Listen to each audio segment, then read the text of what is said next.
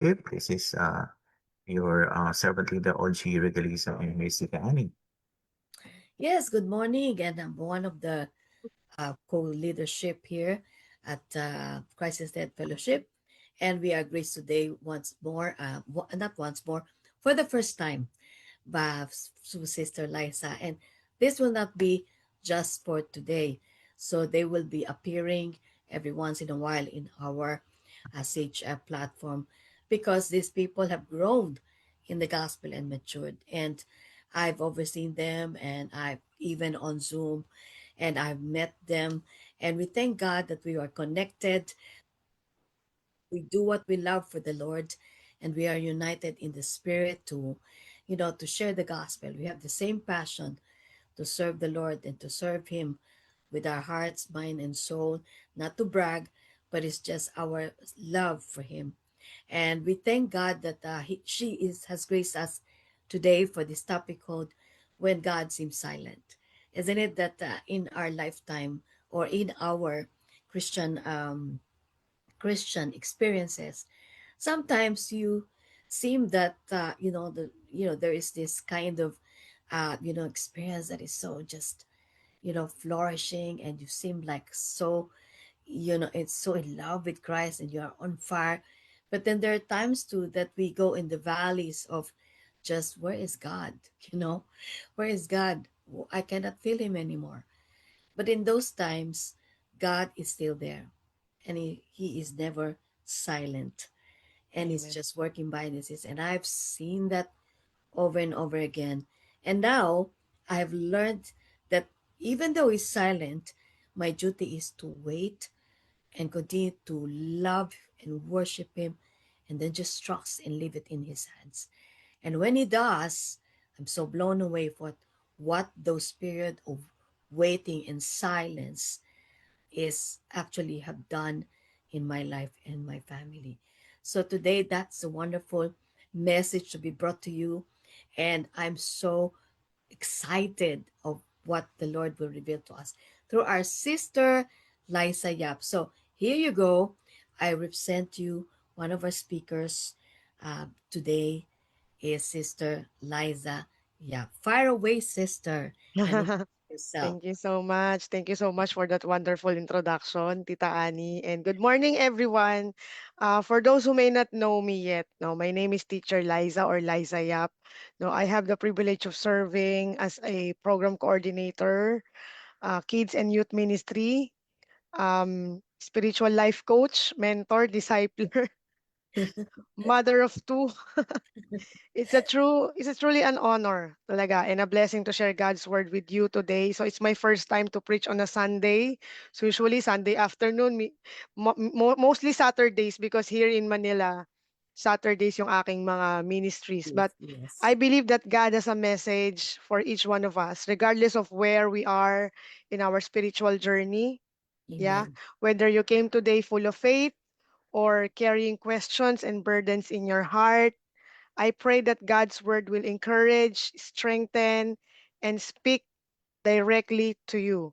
So Amen. I'm just a mouthpiece of the Lord. Today we will talk about a topic that many believers experience at some point in their lives. So even ako, pinagdadaanan ko din yan. Sabi ko nga, Lord, ito ba talaga yung gusto mong isabi sa kanila?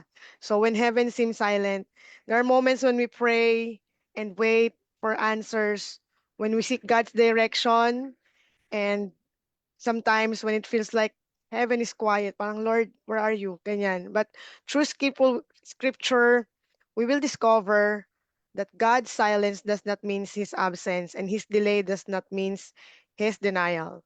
So let us open our hearts, prepare our minds, and allow the Holy Spirit to speak to us today. Okay, let us bow down and pray.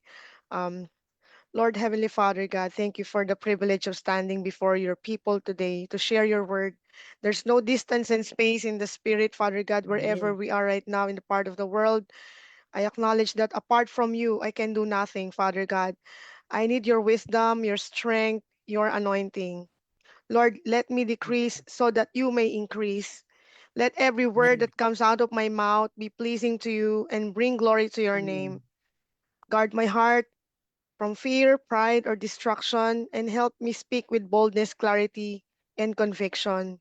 Amen. So thank you for today, Lord, that with grateful hearts, Lord, your faithfulness and your presence in our lives, that even when we cannot see you working, you are always at work behind the scenes, Father God. Amen. So Holy Spirit speaks to us today.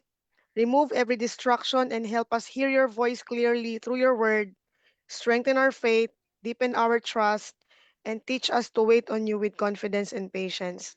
May this message bring healing to the hurting, comfort to the weary, and renewed faith to those who are struggling right now.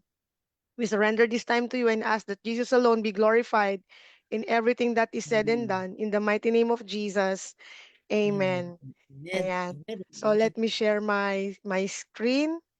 Good morning again, everyone. So I really miss CHF. Nakakamiss lang Yeah, talaga, we miss you no? too. Yeah. But you will be So, appearing most often now, scheduled. yes, praise God. Amen. God opened my schedule for this Sunday. So, Amen. today I want to speak about every believer experience at some point. Like, dumadating ba tayo sa ganitong seasons when we pray but don't see answers, when we seek God but don't hear His voice, and we wonder, Lord, I keep on praying. Are you still there? If God is listening at all, the good news is this: God's silence does not mean He's absent. Sometimes He is often doing His deepest work when we hear them the least. Okay? So, trusting God when you cannot hear His voice. So, our main verse is Habakkuk 1, 2 to 5. So, let us read. How long, O Lord, must I call for help, but you do not listen, or cry out to you? Violence, but you do not save. Why do you make me look at injustice? Why do you tolerate wrongdoing? Destruction and violence are before me. There is strife and conflict abounds. Therefore, the law is paralyzed, and justice never prevails. The wicked hem in the righteous so that justice is perverted. The Lord answered, look at the nations and watch, and be utterly amazed.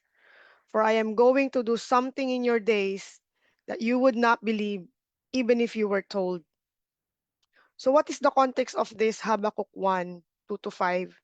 This is a conversation between the prophet Habakkuk and God during the time of great corruption, violence, and injustice in Judah, which is very, very relatable. No? Like here, we are here in Manila, in the Philippines, is like nakaka-relate talaga tayo no, sa pinagdadaanan nito ni Habakkuk. Because even during our time, we experience corruption, violence, injustice. So during that time, bigyan ko lang kayo ng konting context about Habakkuk on this particular scripture. Habakkuk lived before the Babylonian invasion of Judah. That was around 605 to 597 BC. So God's people had turned away from him. The nation was filled with violence, oppression, corruption, wicked leadership, unfair judgment. Relate ba tayo? Yes. Habakkuk was deeply troubled because it seems like evil people were prospering while God remained silent. And I hear a lot of people praying, Teacher Liza, paki-pray mo naman ako. Nasa stress ako. Bakit? Ang kuryente namin ganito kalaki, wala kaming pangkain, baha na naman sa bahay, umuulan, ang dami. So, because of this particular corruption happening, no? Even during the Habakkuk's time, it's like a domino effect na apektadong-apektado lahat, even yung God's people. And Habakkuk was deeply troubled because bakit ganon? So parang evil seems prospering while God remains silent. Where is He? So sinabi nga niya dun sa verse 1 to 2, how long, O Lord, must I call for help, but you do not listen? Parang kino-question na niya si God because he cries out in frustration. He has been praying and asking God to intervene, but nothing seems to be changing. So he keeps on praying. Can we relate? Diba? We keep on praying about our country. the leaders, di ba? The people, the difficult people in our lives. Parang, kailan ba to babaguhin, Lord? The difficult situation in our lives. And why do you make me look at injustice? Sabi niya dun sa verse 3 and 4. The prophet describes what he sees. So lagi niyang nakikita destruction, violence, strife, conflict, twisted justice. The righteous are being overwhelmed by the wicked. Sabi nga, so there is confusion when evil appears to win. Teka, parang yung evil yung nananalo ah. Nasaan na ba yung goodness? Nararamdaman ko pa ba yung goodness ni God? But, you see how God answers. Sabi niya, look at the nations and watch and be utterly amazed, for I am going to do something in your days that you would not believe, even if you were told. God finally responds. His answer is surprising. What does it mean? God is not ignoring the problem. God has been working all along. He is about to bring judgment through the Babylonians. And God's timing and methods are different from Habakkuk's expectation. Diba minsan tayo, ang dami nating expectation kay God. Tapos kapag hindi yan natutupad, 'di ba? Parang bini-blame natin si God, eh Lord, bakit ganon? Ang dami nating bucket list.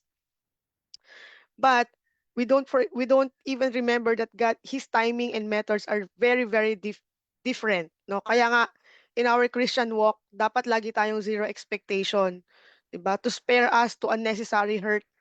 Kasi ganun talaga eh, may inaalaw si Lord for us, no? And he is working even when we cannot see it. So Habakkuk's struggle is the same struggle many believers face today. We pray, but don't immediately see answers, right? Kakarelate tayo dyan. We wonder why God allows injustice and suffering. As we see the whole world right now, kung gusto mong ma-stress, manood ka ng CNN, makikita mo how the world is corrupted and injustice, and you will see suffering everywhere. And then somehow, we keep on praying, but we feel that heaven is silent. Hanggang kailan ito? Yan yung ating tanong. Yet God reminds us that He is still working behind the scenes. So when heaven seems silent, God's silence does not mean God's absence. Okay? So have you ever asked these questions? Lord, where are you? Why is nothing changing? Why haven't you answered my prayer? How long do I have to wait? Do you even see what I'm going through? Di ba minsan parang pagod ka na hirap ka na, and you have an inner struggle na ikaw at si God lang yung nakakaintindi. Many great men and women in the Bible experience God's silence too, right? So many Christians feel guilty for asking these questions, but even God's servant in scripture asked them. Habakkuk cried out. Even when you read the book of Psalms, David cried out. When you read the book of Job, mas grabe. Job cried out. And God is not offended by our honest question. It's okay. He invites us to bring our struggle to Him. Sometimes faith is not having all the answers, right? So faith is trusting God when the answers haven't come yet. So wag tayong malungkot because hindi lang ikaw yung may pinagdadaanan na ganyan. No? Even men in the Bible, men and women in the Bible experience that particular feeling of being alone or being not heard. So people who experience God's silence, ito pa, si Joseph, no? He waited for 13 years. 13 long years. May mas mahaba pa, si Abraham. He waited 25 years for that promises to happen. Si David, no? David waited years before becoming king. 'Di ba? Ang dami niyang mga battles before. And even Hannah waited for a child. Abraham waited 25 years for Isaac. Job suffered without answer. So, pinaka matindi dito si Job, no? And of course, 'di ba, our beloved Jesus waited 30 years before beginning his ministry. So God's delays are never God's denials. What if God had answered immediately? For example, si Joseph. Joseph would never have become the leader Egypt needed. Or David would not have been prepared to shepherd the nation. Because, church, waiting is often God's classroom. And sabi ko nga lagi, pagka nasa session kami, may magtatanong, Teacher, napakatagal maghintay." Di ba? There is always virtue in waiting. And inside the waiting room, have you tried, nasa waiting room kayo? Nakakainip, hindi mo na alam kung anong gagawin mo, tas ang daming pumapasok sa isip. It's really a battle, no? But God is more concerned about who we become than how quickly we arrive. Kapag ibinigay niya ba tong mga answered prayer sa atin, sino na tayo? Sino na siya sa buhay natin? Okay? So, in Romans 8:28, this is one of my favorite verse. And we know that in all things, God works for the good of those who love Him, who have been called according to His purpose. So, if you remember only one thing from today's message, remember this. When heaven seems silent, God is still working. Just because God is silent doesn't mean He is inactive. So, a farmer plants a seed and sees nothing happening for weeks. Tama? So, but beneath the soil, roots are growing. Pag nagtanim ka ng seed, hindi naman pag tinanim mo, tumubo na siya eh. Right? Maghihintay tayo hanggang siya, yung roots niya, mag-grow na sa ilalim and then saka pa lang siya mag-grow. And many times, God's work is underground before it becomes visible. That's how it is. So point number 1, silence is often a lesson. In James 1:3-4, because you know that the testing of your faith produces perseverance, let perseverance finish its work so that you may be mature and complete, not lacking anything. Nobody enjoys waiting, but God uses waiting to develop qualities that cannot be produced any other way. Patience is learned in waiting. You see the character na binubuo sa atin ni Lord when we are in the waiting room. It's the patience to learn to wait. Faith is strengthened in uncertainty. Kapag hindi mo nakikita yung mga bagay na foresee mo siya tapos hindi yun yung nangyayari, it develops your faith. Character is developed through testing. So look at Joseph. No? The pit wasn't his punishment. The prison was not abandonment. Because when you read the entire Genesis in the life of Joseph, laging sinasabi, and the Lord was with him. And the Lord was with Joseph. And the Lord was with Joseph. Because they were a preparation. Some of us are asking God to remove the process while God is trying to complete the process.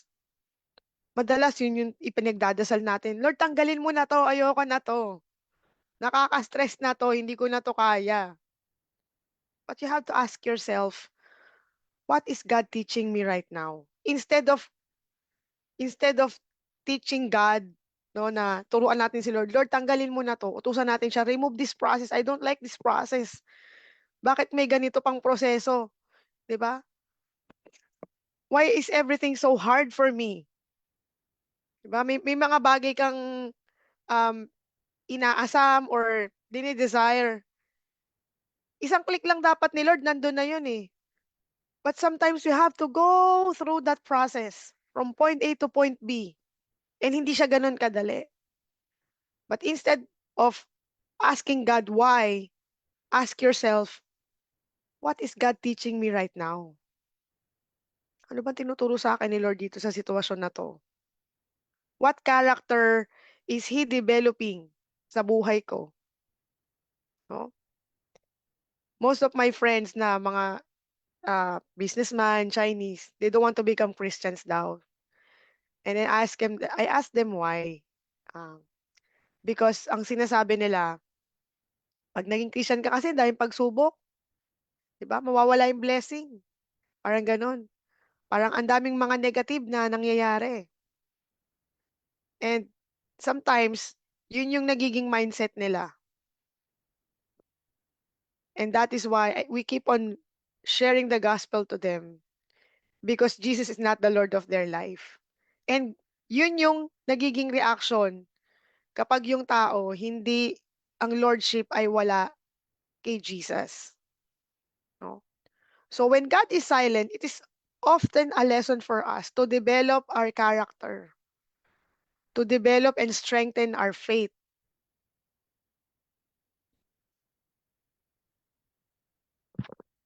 So what God builds during silence? Patience, faith, character, dependence on Him. So how do we apply that? Don't waste your waiting season. Learn what God is teaching you.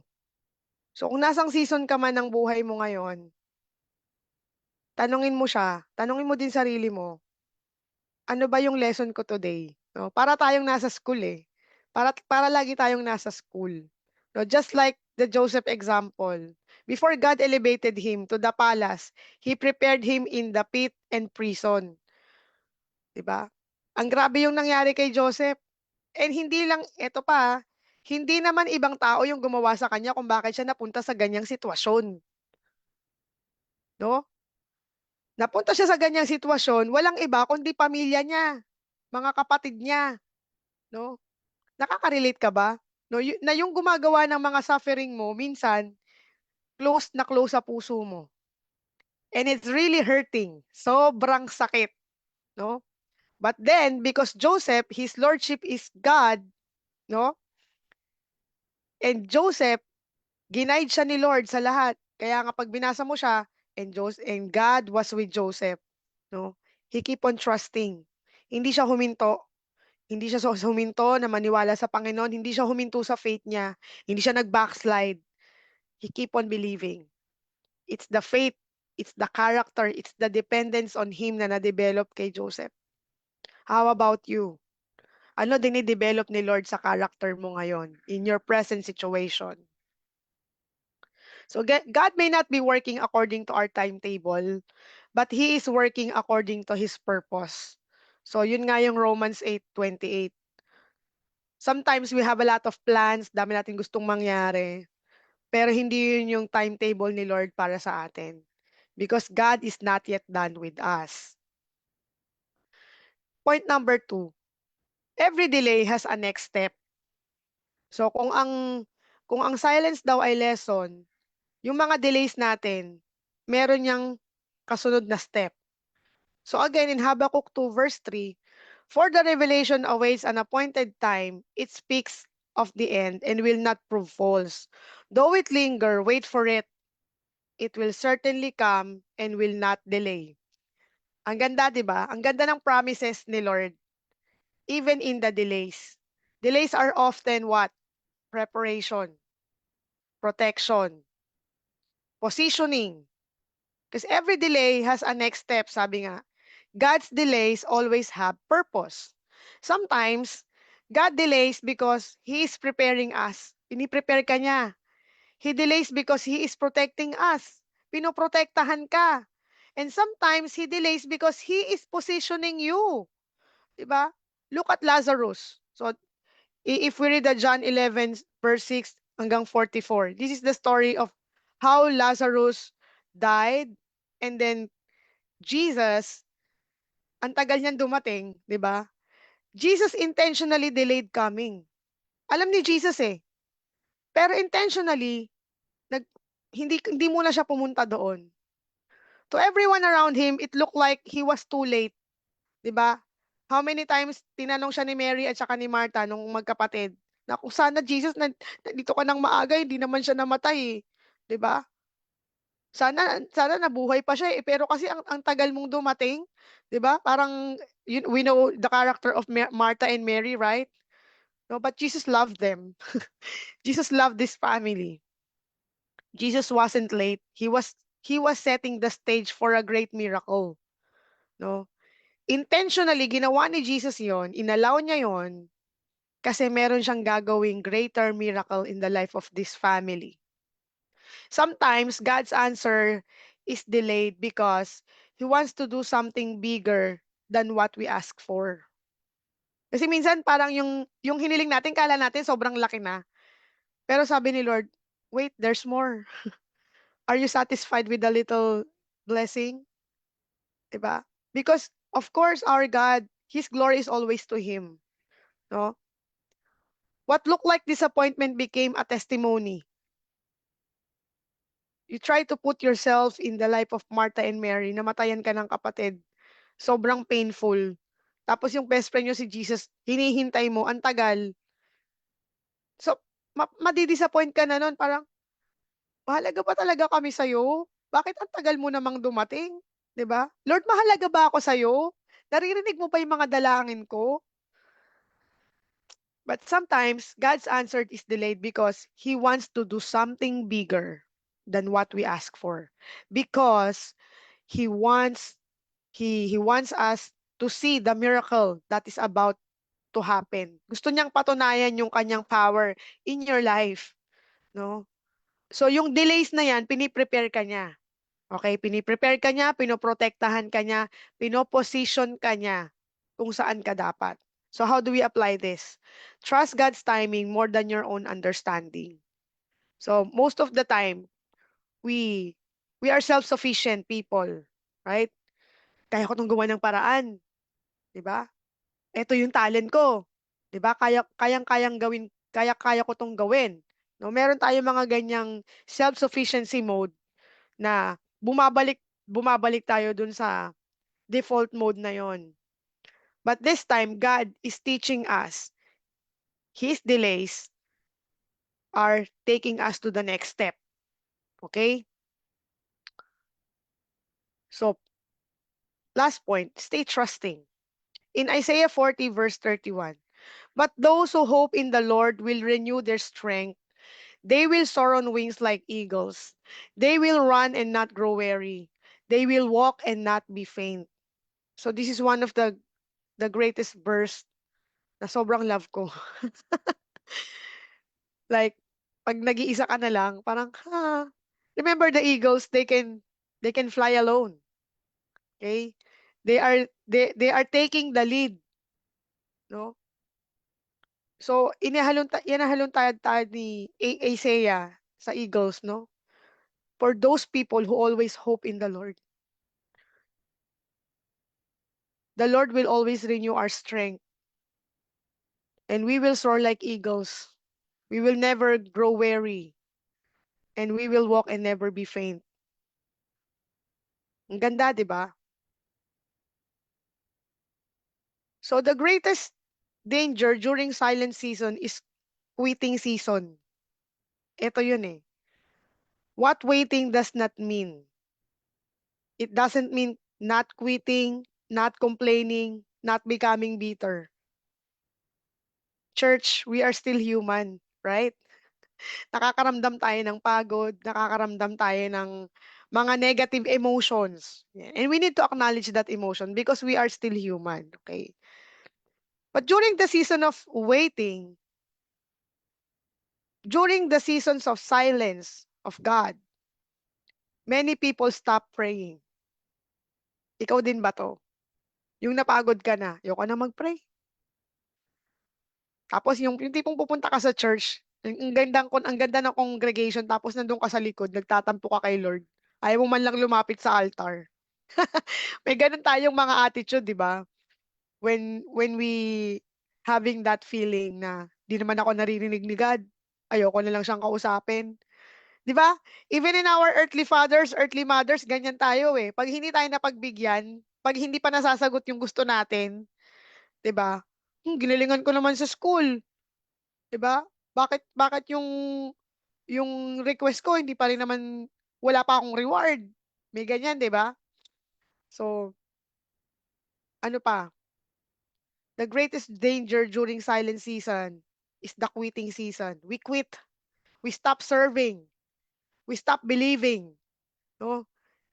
Nakita nyo, domino effect. You stop praying, ayaw mo na mag-pray, ayaw mo na kausap si God. You stop reading the Bible, ayaw mo na magbasa ng Bible. Parang ayoko nang magbasa kasi parang papatamaan na naman ako dito sa mababasa ko na to eh. Tapos Lord, yung mga sinaano ko naman sa'yo, wala naman eh. 'Di ba ganyan tayo ka-immature kay God. We stop believing on His promises. But Scripture tells us to wait on the Lord. Waiting is not passive. Waiting is active trust. And what waiting means, it means continuing to pray, continuing to obey, continuing to worship. Instead na huminto ka, mas lalo ka magdasal. Instead na nagko-complain ka, then start mong mag-worship. We know how God really hates complaining people. 'Di ba? You read the Old Testament, grabe yung mga nagko-complain doon, kinakain ng lupa. But praise God, we are living in the age of grace. Kahit nagko-complain tayo kay God, hindi naman tayo nilamon ng lupa, right? So, it's God's grace that we're still alive and we can still worship Him. 'Di ba?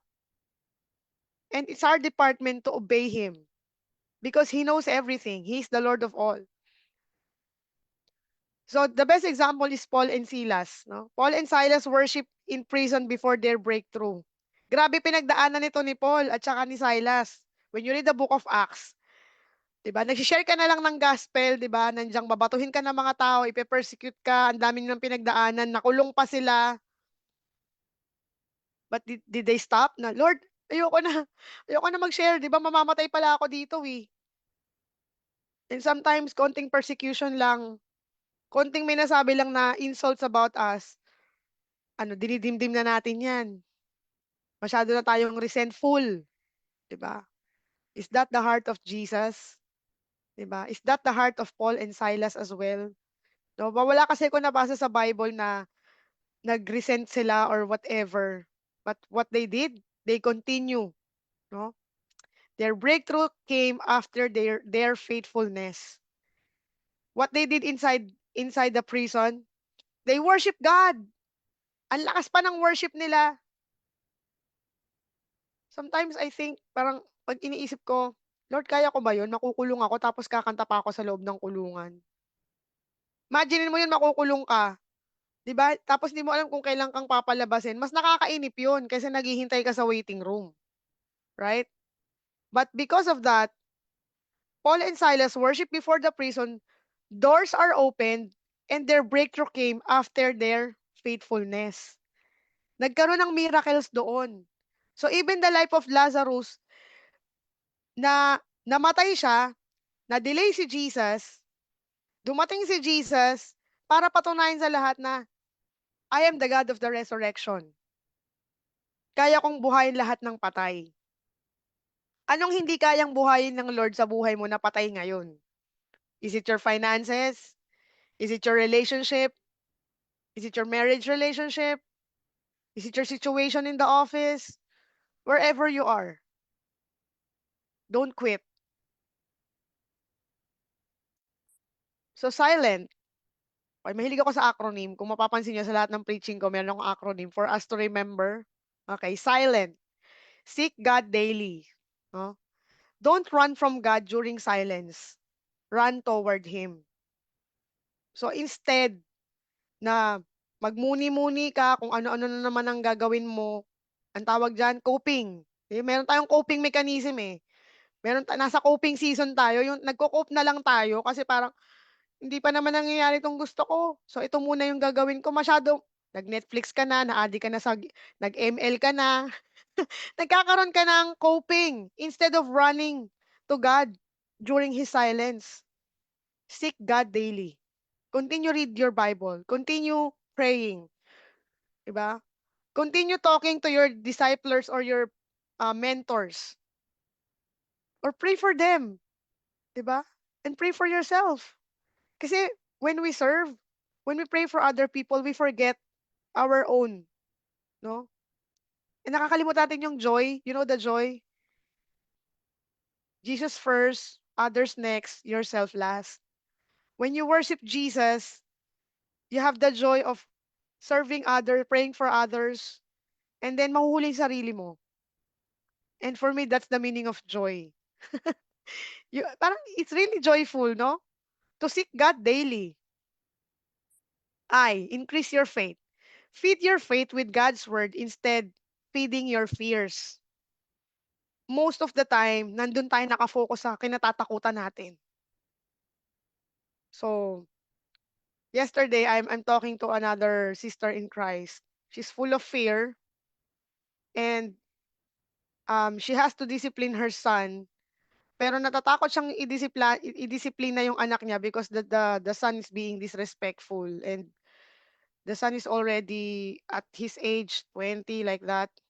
And then parang ayaw pang magtrabaho ng bata, parang sinagot siya ng, "Okay lang naman mama, nandiyan ka lang naman, ifi-feed mo naman ako eh."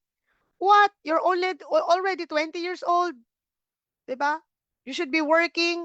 And then the kid, hindi na nga siya kid eh, young adult, the young man don't want to even help his mom.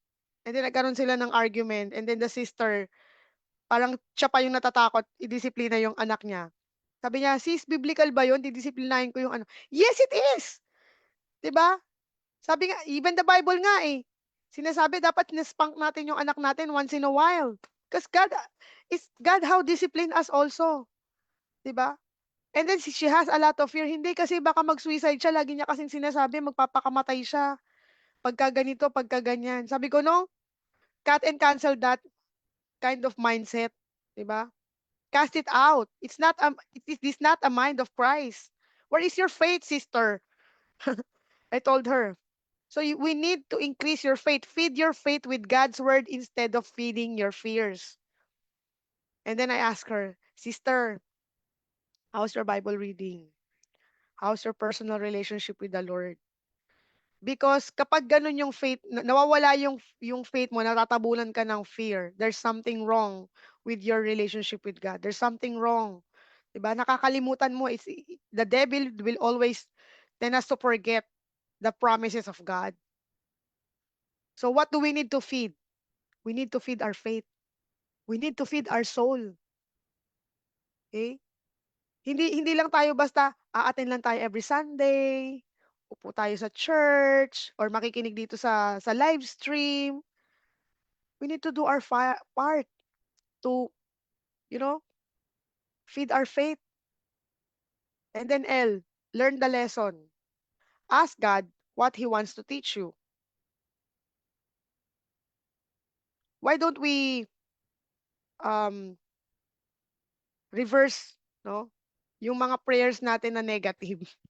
Instead na ang dami nating questions kay Lord, 'di ba? Ibahin natin yung tanong. Parang, "Lord, ano yung tinuturo mo ba sa akin ngayon? Anong lesson yung matututunan ko dito so that I can share?" Bakit? Kasi one of these days, may ipapadala si Lord sa buhay mo na pinagdadaanan yung sarili, yung the same situation katulad mo, and ikaw yung gagamitin ni Lord para i-share that particular lesson na pinagdaanan mo. And that is the purpose. That's why you need to learn the lesson and ask God what He wants to teach you.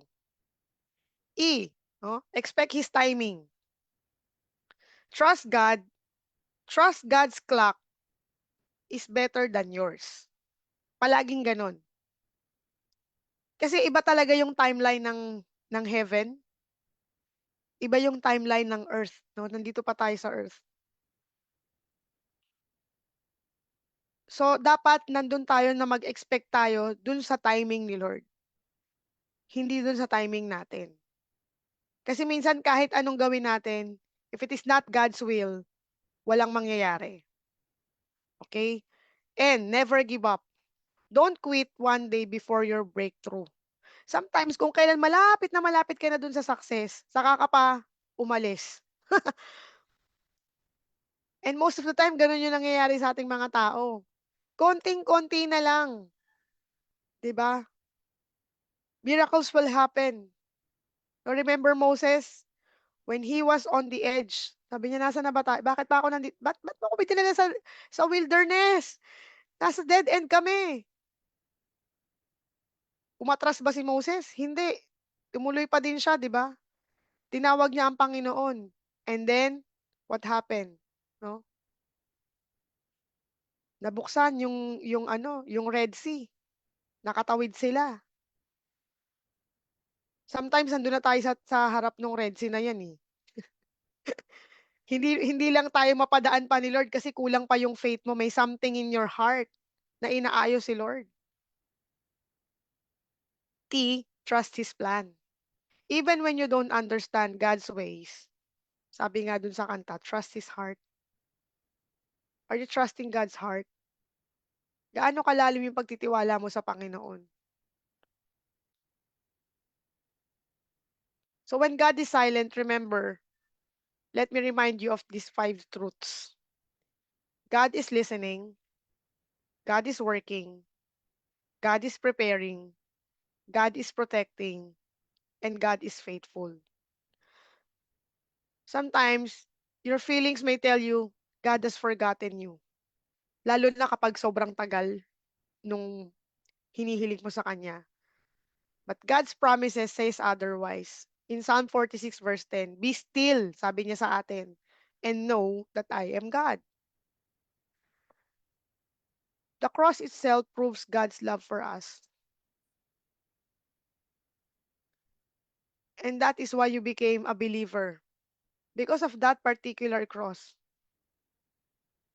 If God did not spare His own Son, He will not abandon His children.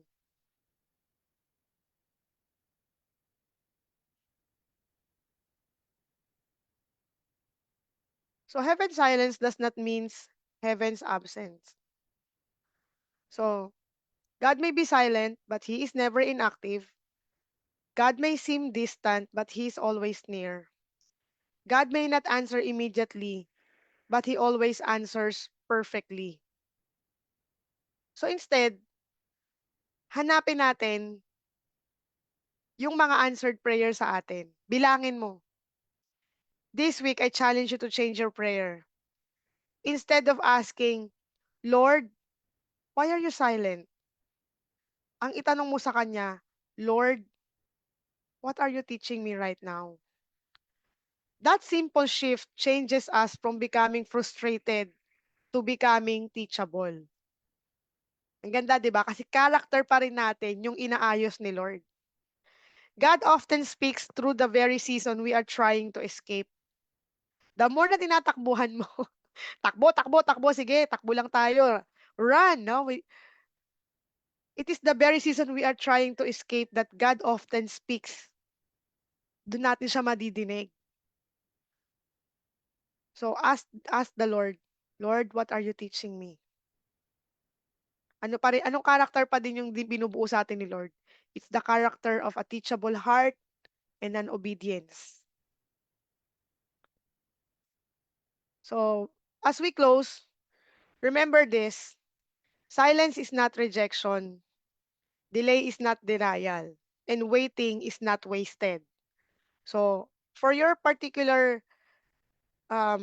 personal prayers and questions, no? Tanong mo sa sarili mo, what area of my life feels like heaven's silent? What might God be teaching you during this season? How can you continue trusting Him while waiting? Because God is working behind the scenes, no? You may not see it today, you may not understand it today, but one day you will look back and realize that God was faithful every step of the way. The same God who carried Joseph through prison, the same God who carried David through the caves and Job through suffering, and this is the same God who is carrying you today. So as we close, if you have been waiting for healing, if you have been waiting for breakthrough, for provision, for restoration, for direction or an answered prayer, I want to invite you forward. Maybe you've been discouraged. Maybe you've been questioning. Maybe you've been tired. Today, God is reminding you, I have not forgotten you. Your story is not over, sabi ni God. Your waiting has a purpose. Your tears have been seen. Your prayers have been heard. Ano gusto lang niyang gawin natin? Come and surrender your burden to the Lord. Let us trust Him again today. Let us pray. Lord Heavenly Father, thank you for speaking to us through your word today. Thank you, Lord, for reminding us that even when heaven seems silent, you are still present, still listening, and still working in our lives. Lord, we surrender every burden, every unanswered prayer, every disappointment, and every waiting season into your hands. Help us trust you when we do not understand. Help us remain faithful when the answer seems delayed. And teach us to walk by faith and not by sight. For those who are weary right now, Lord, renew their strength. For those who are discouraged, fill them with hope. For those who are questioning, Lord, give them peace. Remind us that your timing is perfect and your plans for us are always good. Strengthen our faith, Jesus, so that we will continue to pray, continue to obey, and worship you while we are waiting. May we never mistake your silence to your absence for your absence.